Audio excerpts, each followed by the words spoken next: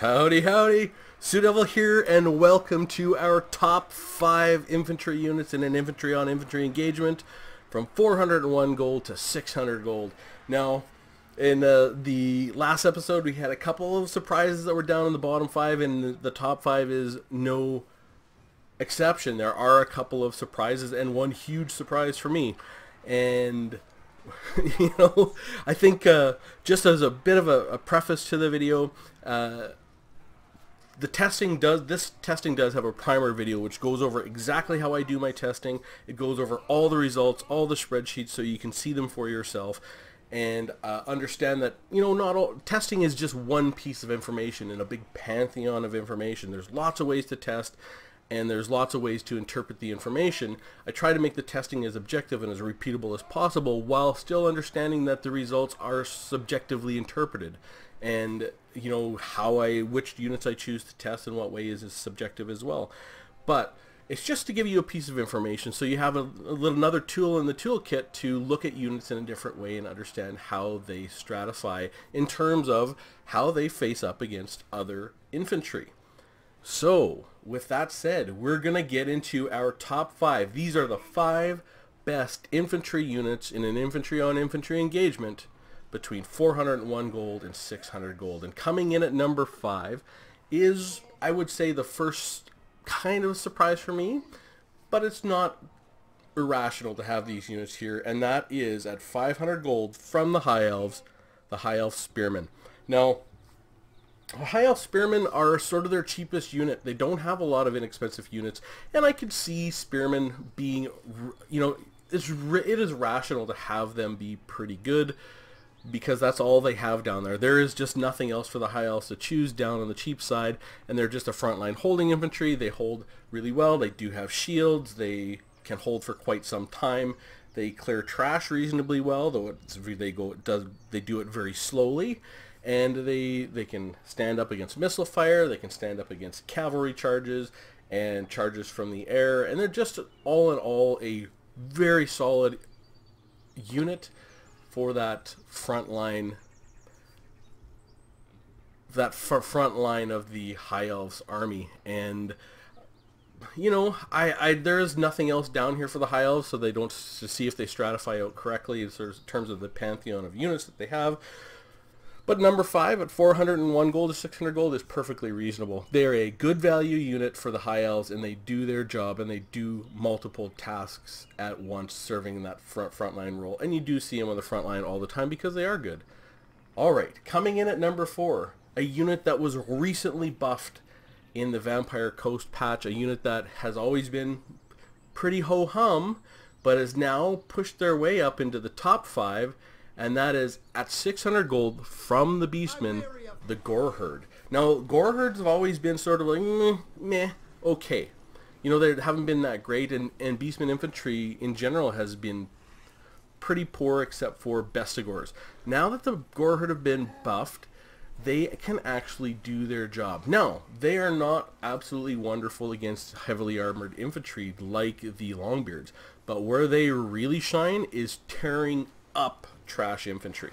They were number 1 against the Skaven in terms of how fast they got the job done. They pulled in a pretty decent gold differential for what they were doing there, and they're just generally a decent all-around infantry unit. And I'm actually happy for the Beastmen that they have a decent all-arounder that's not the Bestigor. So you could actually, if you wanted to bring a few frontline for your Beastmen with anti-large, then you could supplement with Gore and then maybe a couple of Bestigors, and you have an army. You could have some Ungor spears out front and a couple Ungor raiders, and then your Gore can be a reliable mid-tier infantry for the Beastmen. So I haven't seen them show up in the meta a whole lot yet. Maybe they are, maybe I'm just not seeing it, but they're definitely a solid infantry, and they are worthy of being in the top 5 of the 401 gold to 600 gold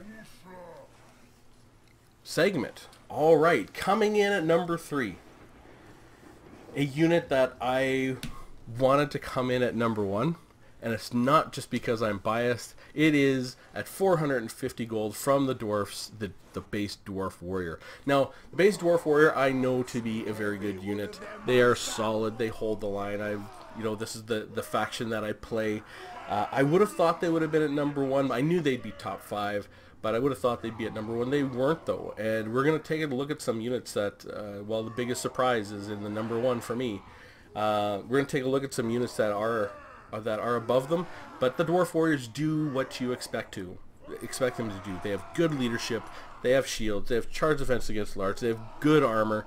They will hold the line. They have good melee defense. They will do their job. They're a reliable, inexpensive infantry. They are just... They can be the core of an army. They can be supplement an army. They can do what you need them to do. And they're coming in at number 3 out of the top infantry at 401 to 600 gold. And the only surprise for me is that they weren't number 1. That's my bias showing through. That's why you do the testing. I'm biased. I thought they were number 1. They're not, but they're very close. And it turns out these top 3. So when you look at the numbers, the top 3 are generally pretty close, but they are head and shoulders above 4 and 5. So these 3 units, and the next unit, number 2, is basically the same score as the Dwarf Warriors. They are also a really strong unit, and they are a surprise. So we will go to number 2 from Chaos at 550 gold is the Aspiring Champions. These are a unit I did not expect to see up here, and especially considering the way I do the testing. So they do magic damage, and they had to go up against Longbeards, who do have magic resistance. And they still showed up at number 2. Don't know that they would have made it to number 1. No, when I look at the numbers, they're far enough behind the number 1 unit that they would not have made number 1, but they are good. And they are... You know what they really excel at? They're really good at holding the line, but they were really strong at clearing chaff, like clearing out those clan rats and clearing chaff infantry. The Aspiring Champions were excellent. You also got to think they have silver shields, and they encourage, which is really important for the Chaos Army, because they don't have a lot of units that can encourage, and they don't have a lot of units with magic damage, to be honest, either. They're actually a good supplement, and I've seen them show up in the meta once in a while, off and on, but they are a solid unit when you see what they can do, because they can hold that line. They do have silver shields. They do have good armor. They do encourage, and they clear trash like nobody's business. They're very, very good at getting that job done. They don't do it super fast, but they do it very efficiently, meaning they pull a lot of value when they do clear that gold. And they were actually number 1 for the total value pulled against the clan rats. They were very, very good at that actual function. So really, really strong are the Chaos Warriors Aspiring Champions, which was a surprise for me, and that's why you do the testing. They are actually quite good. Now, coming in at number 1, the biggest surprise in all the testing for me is from the Greenskins at 450 gold, the Night Goblin Fanatics. Now, I'm telling you what, this unit is unbelievable how good it is. The top 3 were head and shoulders above the rest of the units, and the Night Goblin Fanatics were actually quite a bit ahead of the Aspiring Champions and Dwarf Warriors, enough that they're not catching up. They were number 1 against the Longbeards, and the only unit that pulled a positive gold value against the Longbeards. And not only did they do that, they pulled nearly 100 gold out of that equation. They were number 1 in the gold per minute equation they pulled against the clan rats. They are just an unbelievable unit. This is not even with showing all their other great qualities. Like, here's the reason why they're so good. And there's multiple reasons. Number 1, they have stock, so you don't see them coming till they're right on top of you. So that doesn't affect this test at all. Number 2, they have poison. That does affect this test, so that is quite good.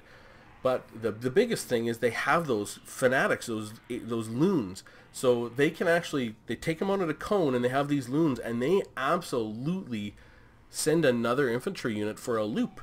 And they got those loons off twice against the Longbeards, and at least once against the clan rats, and sometimes twice. and they were able to get a ton of value out of that. They are a fantastic unit. Now the Greenskins have kind of a lot of decent units in this category, this 401 to 600 gold, and I never would have guessed that Night Goblin Fanatics were number one.